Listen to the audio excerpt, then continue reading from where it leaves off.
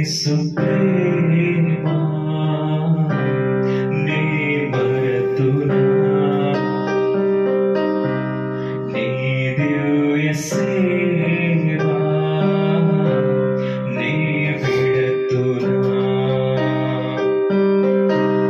నా యేసు ప్రేమ నే మరతునా నీ దివ్య సేవ నే మరతునా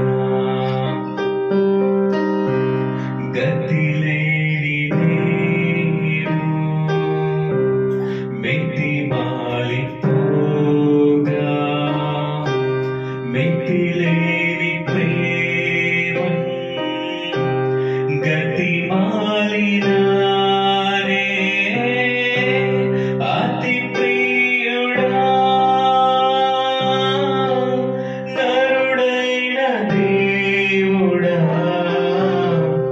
అతి ప్రియుడా నరుడైన దేవుడా నీ నీతిలోనే నడుపుమా నా యేసు ప్రేమ నీ దివ్య సేవ నే విడతునా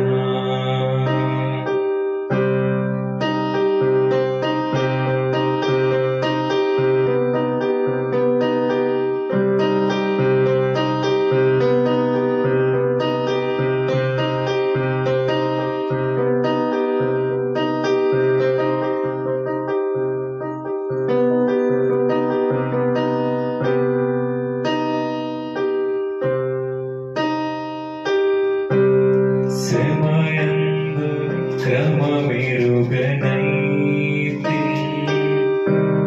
సమయందు నేని సెలవేడితి సమయందు నేను క్రమమెరుగనైతే శ్రమయందు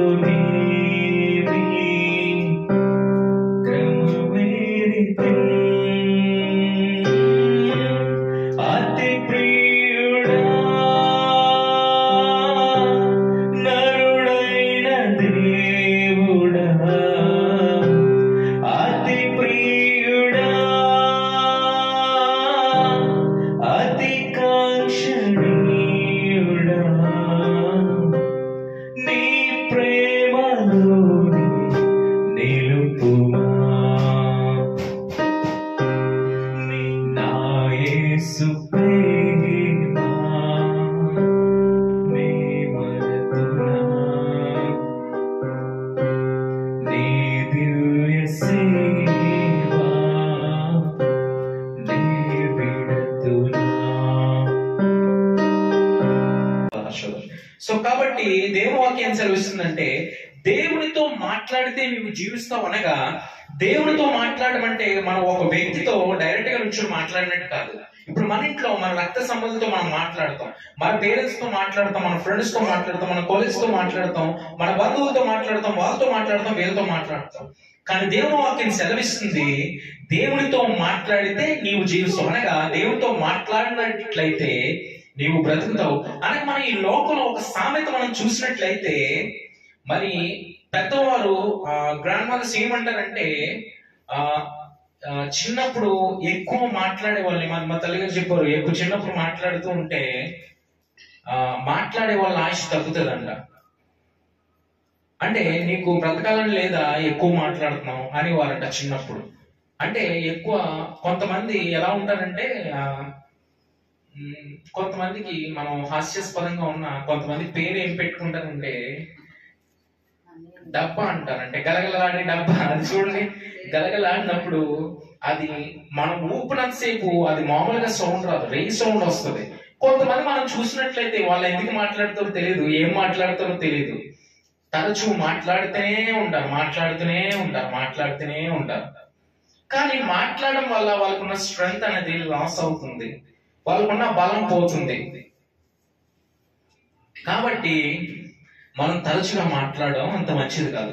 అవసరం ఉన్నప్పుడు మాట్లాడాలి, పని ఉంటే మాట్లాడాలి, ప్రస్తావన ఉంటే మాట్లాడాలి.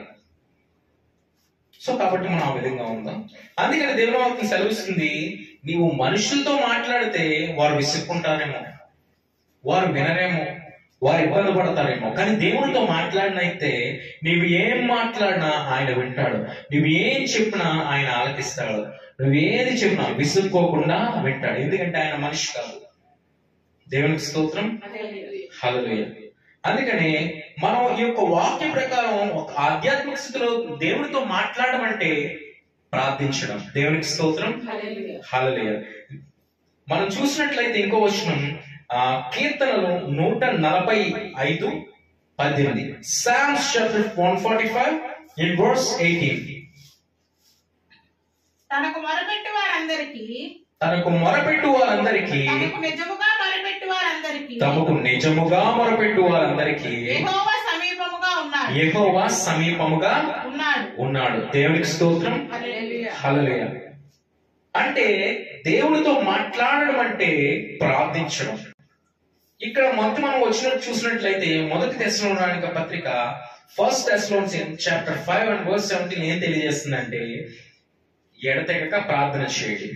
సో ఇక్కడ కూడా దేవునితో ప్రార్థించమని, మాట్లాడమంటే ప్రార్థించడం, దేవునితో మాట్లాడడం ప్రార్థన చేయడం అని దేవుని వాక్యం సెలవిస్తుంది. అలాగే మనం ముందుకు వెళ్ళినట్లయితే మనుషులతో మనం కొన్నిసార్లు మనుషులతో ఏదో చెప్పాలనుకున్నారు, కుటుంబస్తులు అవ్వచ్చు, బంధువులు అవ్వచ్చు, స్నేహితులు అవ్వచ్చు. వారితో మనం మాట్లాడినప్పుడు వారు వినకపోవచ్చు, విసుగవచ్చు, లెక్క చేయకపోవచ్చు, వారు ఇబ్బంది పడవచ్చు. మనం చెప్పే మాటలు వింటాకి వాళ్ళకి ఓపిక లేకపోవచ్చు. మనము ఏది చెప్తున్నది సీరియస్ ఇష్యూ అయినా, ఇంపార్టెంట్ ఇష్యూ అయినా కానీ వినడానికి కొన్నిసార్లు అందరూ కాదు, కొంతమంది కొన్నిసార్లు వినరు, ఏం చెప్పినా వినరు, ఆలకించరు. సో చిన్నప్పుడు మేము చూసినట్లయితే మరొక సందర్భం ఏంటంటే, సో మా తండ్రి గారు ఏంటంటే మా అక్క వాళ్ళ బాబు ఉండేవాడు. సో మా మేనల్డ్ వాడు చిన్నప్పుడు చంటి బాబుగా ఉన్నప్పుడు చూడండి, చంటి పిల్లలు మాట్లాడుతూ ఉంటారు, ఏదో మాట్లాడుతుంటారు. వాళ్ళ భాష మనకు అర్థం కాదు, చిన్నపిల్లలకి అర్థమవుతుందేమో. వాడు అలా మాట్లాడినప్పుడు మనకి ఏమర్థమవుతుంది, వాడు అరుస్తున్నాడు, ఎందుకు ఏడుస్తున్నాడో తెలియదు, ఎందుకు మాట్లాడుతున్నాడో తెలియదు. వాడు ఆ యొక్క నిస్సి అన్న అబ్బాయి చిన్నప్పుడు మా అల్లుడు నిస్సి అన్నవాడు మాట్లాడి కూడా అరిచేవాడు. సో కానీ ఎవరికి అర్థమైంది కానీ మా నాన్నగారు ఏం చేసేవారు అంటే, వాడు చెప్పినప్పుడు ప్రతి ఒక్కటి వినేవారు, అనేవారు అనమాట. వాడు అనేవాడు అంటే మా డాడీ అన్నిటికి వినేవారు. మా తండ్రి గారు ఏంటంటే ప్రతిదీ ఆలకించేవారు. మేము అర్థమవుతుందా అంటే లేదు, వాడు చెప్పి అన్ని వినాలి అనేవారు. వాడు ఇంకా డాడీ అంటే ఇంకా డాడీ అంటాం, నాన్నగారు తండ్రి గారు అంటాం, వాడు ఇంకో ఏదో చెప్పాడు. కానీ వాడు చెప్పింది వాడికి అర్థమైంది తెలియదు, కానీ నాన్నగారికి ఏం అర్థమైంది కానీ వినాలి, ఎవరు వినట్లేదని. కాబట్టి ఇప్పుడు కూడా వాడు నాన్నగారు చెప్పడానికి ఇష్టపడతారు, ఎందుకంటే అప్పుడు విన్నారు కాబట్టి. సో అలా ఉంటుంది. సో అది ఒక రకమైన పద్ధతి అనమాట పిల్లల పరిస్థితి అది. సో మనం వాక్య భాగంలోకి వెళ్దాం. మనం చూసినట్లయితే అవును, కొన్నిసార్లు మన తల్లిదండ్రులైనా మనం చెప్పేది విసుక్కుంటాం. భర్త భార్యకి చెప్పిన విసుక్కోవచ్చు, భర్త భార్యకి చెప్పిన విసుక్కోవచ్చు, భార్య భర్తకు చెప్పిన విసుక్కోవచ్చు. స్నేహితులు చాలా మాట్లాడుకుంటారు, కానీ వాళ్ళు మాట్లాడలేదు. కొంతమంది ఆ విధంగా ఉంటారు. కొంతమంది విసుగుపోతారు, మాట చెప్తే వినరు, మాట చెప్తే వారు రిసీవ్ చేసుకునే స్థితిలో ఉండరు కొంతమంది, ఎందుకంటే వాళ్ళకి వినడం ఇష్టం ఉండదు. కానీ కాబట్టి దేవుని వాక్యం సెలవుస్తుంది, ఎవరు విసుకోకపోయినా మన దేవుడు ఆలకించే దేవుడు. అతనికి మొరపెట్టేవారు, నిజముగా మొరపెట్టేవారు. నిజముగా ఆయనతో మాట్లాడినట్లయితే ఆయన వినడానికి సిద్ధముగా ఉన్నాడు. దేవునికి స్తోత్రం. నీ వేదన ఏదైనా, నీ శ్రమ ఏదైనా, నీ అవసరత ఏదైనా, మరి నువ్వు దేవునితో మాట్లాడినట్లయితే ఆయన వినే దేవుడు, ఆయన చూచే దేవుడు, వినే దేవుడు. దేవునికి స్తోత్రం, హల్లెలూయా. సో అందుకని దేవుని వాక్యం సెలవిస్తుంది, మన దేవుడు మన ప్రతి మాట వింటాడు, ప్రతి మాట ఆలకిస్తాడు. ఆయన ఉద్దేశంలో చేసిన ప్రార్థన ప్రతి ఒక్కటి ఆయన అంగీకరించే దేవుడు. సో మనం చూసినట్లయితే మన జీవితంలో మనం ఎప్పుడైతే దేవునితో మాట్లాడటం అలవాటు చేసుకున్నట్లయితే, చూడండి ఇక్కడ topic God no breath is lost. దేవునితో మాట్లాడితే నీవు జీవిస్తావు అనగా, దేవుడు మనుషులతో మాట్లాడితే మరి లోక ప్రకారం మన ఆయుష్ తగ్గుతుంది అని ఒక సామెత అంటారు. దాని నిజమో మనకు తెలియదు, కానీ ఎక్కువ మాట్లాడడం వల్ల మనం షైన్ అవుతూ ఉంటాం. అంటే టైర్డ్నెస్ అనేది వస్తూ ఉంటది, ఎక్కువ అలసిపోతాం. కానీ రిపోర్టర్స్ చూడండి కంటిన్యూగా మాట్లాడుతూనే ఉంటారు, వాళ్ళకున్న వృత్తి అలాంటిది. సో అలాగా మనం దేవుడితో మాట్లాడినట్లయితే మన బలాన్ని మనం మన జీవనాన్ని మనం కోల్పోం. ఇక్కడ దేవుని వాక్యం సెలవిస్తుందంటే మనం జీవిస్తామంటే నూతన బలాన్ని పొందుకుంటాం, నూతన శక్తిని పొందుకుంటాం. మన యొక్క దినములు అనేవి ఇంకా పెంచబడతాయి. అంటే మన జీవం ఇంకా అభివృద్ధి చెందబడుతుంది. ఆయన ఇచ్చే జీవితం సంపూర్ణమైన జీవితాన్ని మనం కలిగి ఉంటాం. సో అందుకంటే ఆయనతో మనం ఈ యొక్క పరిస్థితిని ఎప్పుడైతే దేవునితో మాట్లాడడం మనం అలవరుచుకుంటామో, నానాటికి మన యొక్క ఆధ్యాత్మిక స్థితి మెరుగుపరచబడుతుంది, ఆధ్యాత్మికంగా ఎదుగుతాం. కాబట్టి ఆయన జీవం మనలో ఉన్నప్పుడు అది నూతన బలాన్ని, నూతన శక్తిని పొందుకుంటది. ఇంకో విషయం ఏంటంటే, మనం ఎప్పుడైతే ఒక స్నేహితులతో మాట్లాడతాం, కొంతమంది చూడండి ఫ్రెండ్స్ ఉంటారు, కొంతమంది బెస్ట్ ఫ్రెండ్స్ ఉంటారు, కొంతమంది ఫ్రెండ్స్ అనమాట. ఈ యొక్క బెస్ట్ ఫ్రెండ్స్ ఏంటంటే తరచుగా కొన్ని అన్ని పర్సనల్స్ అని ఏదైనా షేర్ చేసుకుంటాం. కొన్ని తల్లిదండ్రులతో, కుటుంబస్తులతో, రక్త సంబంధులతో ఈ యొక్క షేర్ చేసుకునే కూడా ఆ యొక్క ఫ్రెండ్స్ తో మనం షేర్ చేసుకుంటాం. సో అటువంటి ఫ్రెండ్స్ కొంతమందికి ఉంటారు, చిన్నప్పటి నుంచి కలిసి చదువుకున్న వాళ్ళు, అటువంటి వారు ఉంటాయి. కానీ దేవునితో మాట్లాడడం మనం ఆ విధంగా మార్చుకుంటే, మన జీవితాన్ని ఆ విధంగా మనం కలిగి ఉన్నట్లయితే ఖచ్చితంగా నూతన అనుభవాన్ని పొందుకుంటాం. అంటే కొన్నిసార్లు ఫ్రెండ్స్ తో మాట్లాడినప్పుడు మనం ఉండలేకపోతాం, కానీ దేవుని వాక్యం సెలవిస్తుంది మనం ఎప్పుడైతే అది మనకి హాస్యాస్పదంగా ఉండొచ్చు, అది వేరే విషయం అవ్వచ్చు. కానీ ఇక్కడ దేవుని వాక్యం సెలవిస్తుంది, దేవునితో మనం ఎప్పుడైతే ఆ విధమైన సంభాషణ, ఒక స్నేహితుడు కన్నా ఎక్కువ వాల్యూ ఇచ్చి మనం ఎక్కువ ఆయనతో ప్రతిదినం, ప్రతిరోజు, ప్రతి నిమిషం మన ఖాళీ ఉన్న సమయంలో మనకి అవకాశం ఉన్న ప్రతి సమయాన్ని వెచ్చించుకొని మన దేవునితో మనం మాట్లాడుకోవడం అంత అలవర్చుకున్నప్పుడు మనకి ఎలా ఉంటుందంటే, ప్రార్థించకపోతే మన జీవితం లేదని అనుకుంటాం, ఆయనతో మాట్లాడకపోతే మనకు రోజు గడవదు, ఆయనతో మాట్లాడకపోతే మనకి నిమిషం కాదు, ఆయనతో మాట్లాడని దినం మన జీవితంలో ఎన్నటికీ ఉండదు.